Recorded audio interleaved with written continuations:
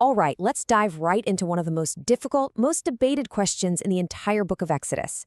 Why would a good and loving God intentionally harden someone's heart? Today, we're breaking down one sermon's really fascinating answer to that puzzle. So this is the big one, right? It's at the very center of the story of the plagues in Egypt. The text itself says, God hardened Pharaoh's heart. And that creates a huge moral problem. I mean, if Pharaoh wasn't really in control of his own choices, how can he be held responsible for them? It's a question people have wrestled with for centuries. And we're going to explore one really compelling take on what that phrase, hardening Pharaoh's heart, might actually mean. And this is our starting point, which I think is so important. The sermon we're looking at makes it crystal clear right from the beginning. This isn't about trying to defend God or get God off the hook.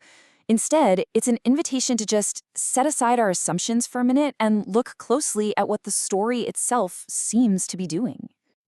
So, what's the first step to unlocking this whole thing? Well, according to the speaker, it's not about diving into philosophy. It's about perspective. It's about asking a fundamental question: who is actually telling this story, and why are they telling it? This slide, I think, just frames the entire conversation perfectly. See, a lot of us read this story like detached observers, like we're analyzing a case study. We ask, is this fair? Is God being morally consistent? But the text wasn't written for us, not really. It was the collective memory, the testimony of a people who were oppressed and facing total annihilation. For them, the question wasn't, is God fair? It was, how in the world did we survive? And that shift in perspective, well, it changes absolutely everything. Okay, so if the story's really a testimony of survival, how does that change the way we look at this central conflict? Well, the speaker argues that maybe that phrase, God hardened Pharaoh's heart, isn't about some kind of divine mind control. Maybe it's about something much more like action and reaction. And here is the absolute crucial distinction. The idea is that God doesn't reach into Pharaoh's brain and, flip a switch to evil. Instead, God acts in the world. He sends these plagues. He demonstrates this incredible power. And Pharaoh reacts to it. His heart hardens in defiance against a power that is so much greater than his own. It's about stubborn resistance, not being a puppet on a string. And the sermon points to the text itself for proof. Take this moment. After the terrifying plague of hail, Pharaoh seems to completely break. He actually says it out loud. This time I have sinned. He admits that God is righteous and that he and his people are wicked. That's a clear moment of moral clarity, a judgment call he's making himself.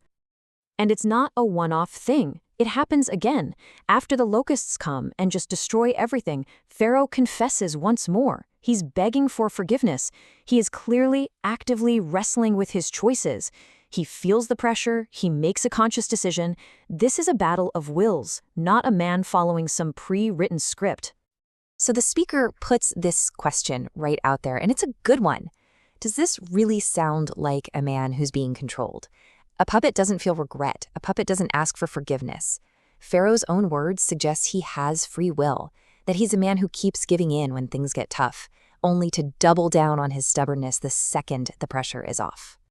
Okay, but here's where the argument takes a really fascinating turn. The speaker suggests that this story isn't actually just about the hardened heart of one specific king in Egypt. It's about a flaw that runs deep within the human condition itself. So, we've already seen Pharaoh's pattern, right? Disaster hits, he softens up. The disaster passes, he hardens his heart all over again, refusing to let the people go. But the sermon's big point is that he is not the only one in the story who does this. And this just brilliantly illustrates the point. Think about it. The Israelites, the supposed heroes of this story, have just seen 10 unbelievable miracles firsthand. And yet, the moment they feel trapped with their backs to the sea, what happens? Their hearts harden with fear. They turn on Moses, they start saying it was better to be slaves. This isn't just about a bad king anymore. This is a human problem. The story shows us that both the oppressor and the oppressed have hearts that can harden in a second.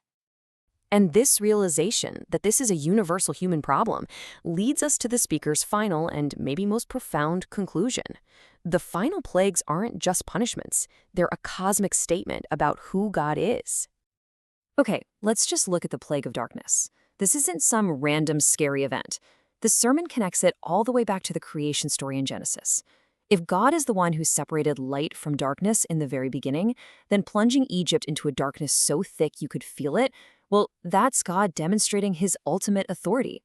He's essentially performing an act of decreation to prove that he is the true creator. And this all builds to that final tragic plague. Pharaoh had ordered the death of all the Israelite baby boys.